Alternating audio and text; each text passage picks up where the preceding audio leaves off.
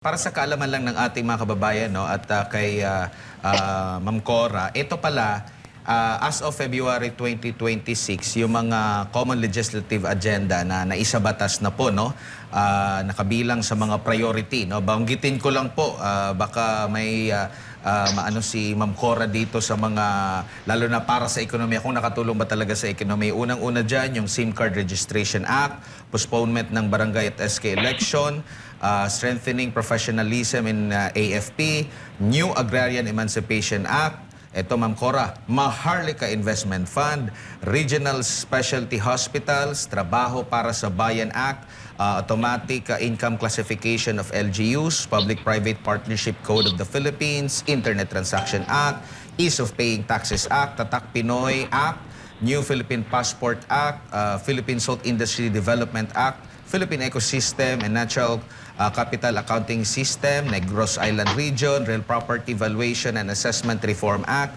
Anti-Financial Accounts Scamming Act, Magna Carta of Filipino Seafarers, Anti-Agricultural Economic Sabotage Act, Value-Added Tax on Digital Services Law, Self-Reliant Defense Posture Revitalization Act, Academic Recovery and Accessible Learning or ARAL Act, Enterprise-Based Education and Training Framework Act, Philippine Maritime Zone Act, Philippine Archipelagic Sea Lanes Act, Corporate Recovery and Tax Incentives for Enterprises to Maximize Opportunities for Reinvigorating the Economy or Create More Act, amendments sa Rice Tarification Law, Philippine Natural Gas Industry Development Act, Free Legal Assistance para sa Military and Uniform Personnel, amendments sa Electric Power Industry Reform Act or IPIRA, Capital Market Efficiency Promotion Act, Government Optimization Act, Konektadong Pinoy Act, amendments sa Foreign Investors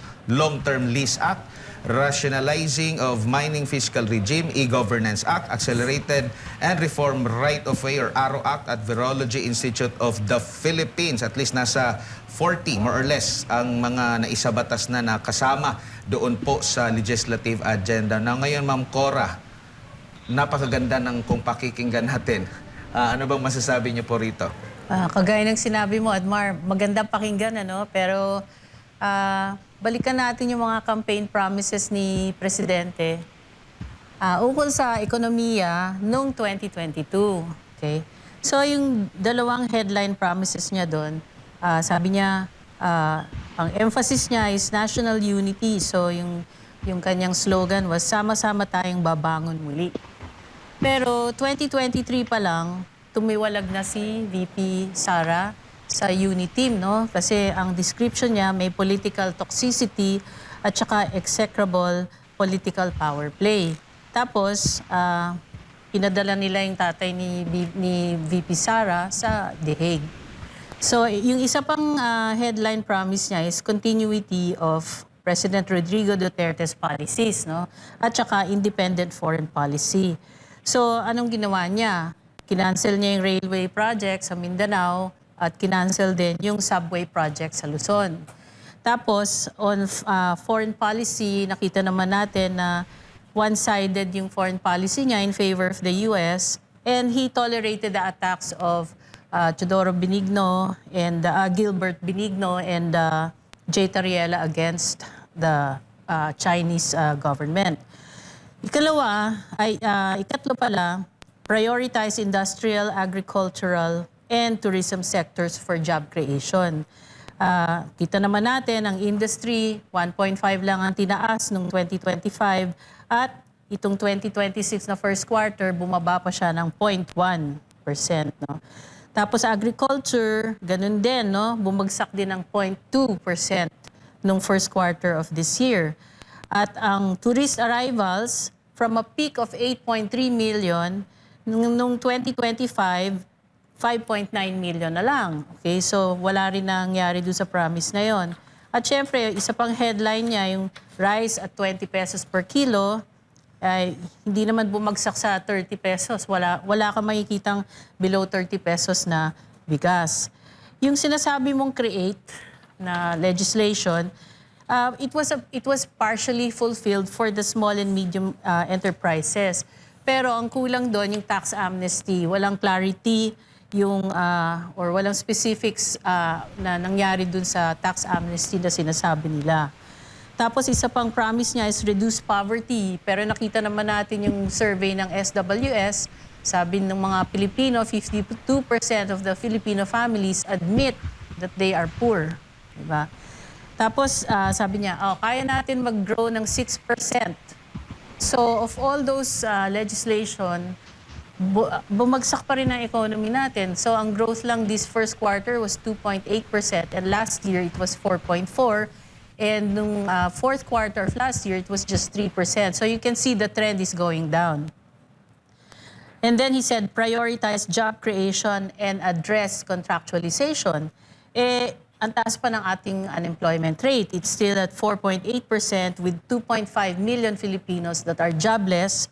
Tapos yung underemployed or mostly mga contractuals to, 12% pa yan, which is equivalent to 6 million Filipinos who are receiving less than the daily wage. At wala pang mga benefits yan. Wala yung mga SSS, walang PhilHealth, ganyan. Isa pang promise niya, he will build 6 million homes. No? Ilan na ba ang na-deliver nila? No? So they only built or financed 423,000 homes from 22 to 26. Okay, so ang layo pa, not even close to 1 million. So saan nanggaling yung 6 million na target na yon? So it was just a dream. And then sabi niya, we built 5,500 flood control projects. Well, alam naman natin, pati siya umamin na it just ended up as ghost or uncompleted or substandard projects and a lot of the funds went into massive corruption. And then, sabi niya, improve ease of doing business, okay? Pero how can you attract investors or businessmen kung mataas ang inflation natin? It's the highest in Asia at 6.4%. Interest rates are on the rise because inflation is high. Peso is at its weakest now, di ba? 61.847. Tapos yung foreign direct investments, nagulat ako nung April, last 2 months ago, bumagsak siya by almost 60% to just $250 million. That's really low, no? And then, at syempre nagugat yan sa kawalan ng tiwala ng mga negosyante kasi yung Business Confidence Index went down by 25.2. And finally, isa pang promise niya, increase healthcare budgets. Pero nagtanggal siya ng 60 billion sa PhilHealth. So, hindi natin alam. Sabi nila, binalik na yung 60 billion but we don't really know if that's true. So, yun ang mga negative, ma'am, sa nangyari, mga promises po niya nung dating SONA. But ngayong SONA ngayon, ano yung dapat niya i-emphasize sa kanyang SONA to reassure sa mga Pilipino about sa ating ekonomiya? Well, because the biggest factor for the economic decline really is corruption.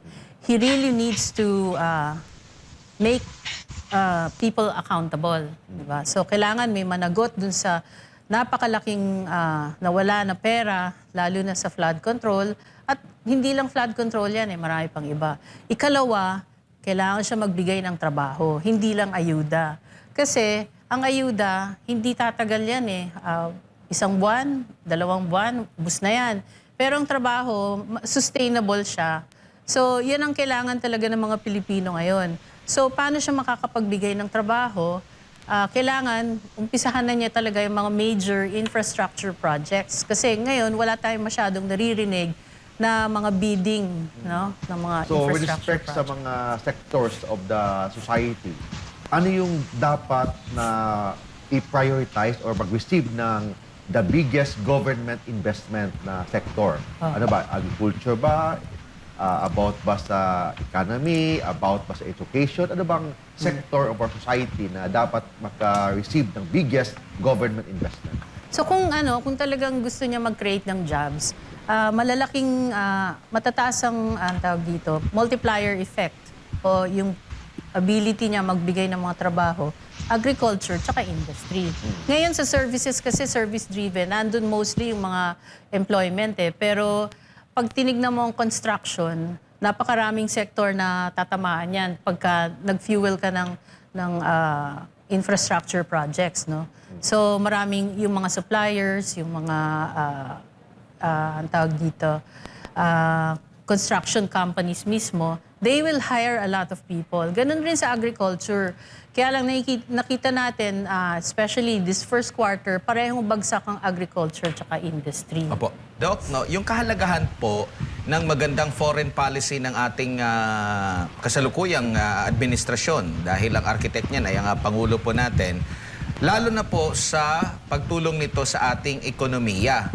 Malapit tayo sa Estados Unidos, yung kasalukuyang administrasyon, pero pinatawan tayo ng mataas na taripa. Yung kaibigan din natin na China, na matagal din natin na long-term natin na partner talaga, no, sa trade, medyo lumalabo yung ating relasyon. Ano po ang nakikita niyo po dito, Doc? But under Marcos administration, the foreign policy has not been a tool for economic development. Rather, it has been purely a geopolitical tool to position Marcos or the military along or aligned with the West, for instance, in particular Japan, Australia, and the US.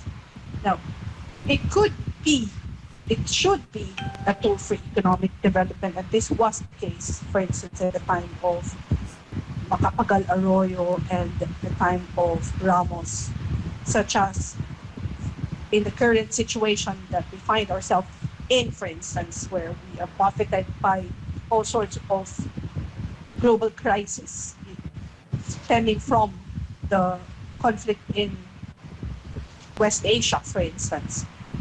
Yung foreign policy, it becomes all the more essential as a tool for survival, economic survival. But because of the foreign policy choices the government has made, our options or alternative mode of accessing resources that are becoming very difficult to provide ourselves with, nalilimit. For instance, hindi na natin ma-access ang Russian oil supply, especially as it is under sanctions. Yet we are not able to appeal to the US, for instance, for an exemption to the sanction. We are now not able to access anymore the Red Sea supply because the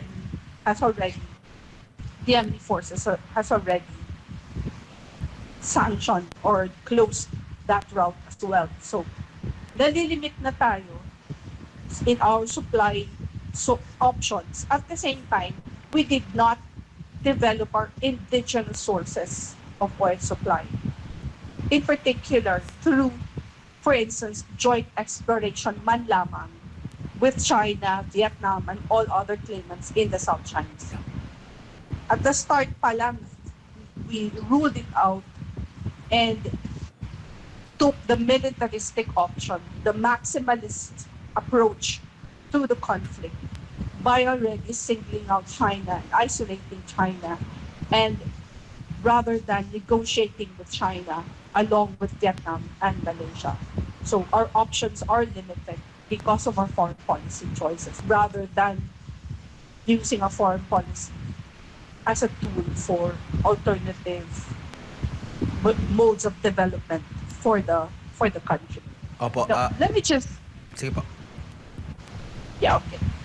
Now, the SONA kasi, the usual notion of the SONA is that it is a blueprint for the future based on what was kulang sa past or the past year. Ideally, yun dapat yung na-mention ni Ma'am Guidote kanina. Yun ang magandang magiging SONA sana kung ito yung i-address ng mga issues in the economy, for instance.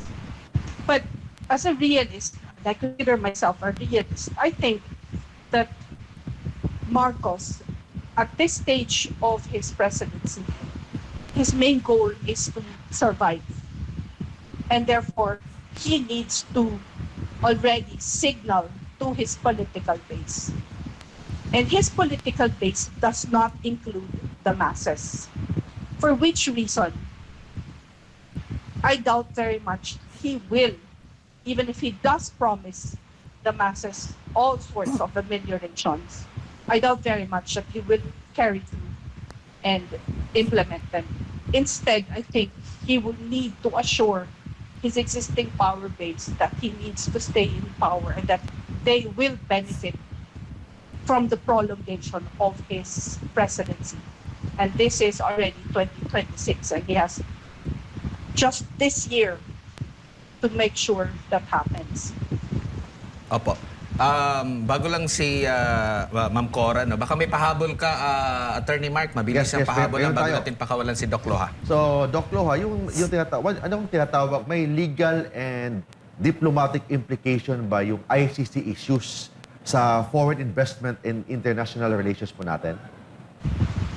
But sa ICC kasi, when the Marcos administration complied or subjected itself to the jurisdiction of the ICC, immediately nag-signal siya ng adherence to what is known basically as the European universalization of human rights norms.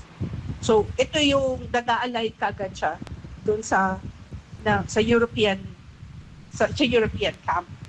Now, in terms of domestically, of course, talagang ang perception is surrender of sovereignty yun. So, pagdating sa other foreign relations aspect naman, not necessarily sa ICC, magkakaroon ka ng contradiction. For instance, if with ASEAN, hindi ka nag-a-adhere sa kanilang policies of consensus, for instance, yet masyado kang nag-a-adhere sa European notions of human rights na dapat universal. Kasi yun nga yung premise ng more or less universal jurisdiction ng ICC. So, right now, we are seen in ASEAN as too aligned with the West and not necessarily aligned with the ASEAN values known as in Asia, for instance, as one which is based on consensus rather than submission of your jurisdiction, of your sovereignty to a foreign jurisdiction.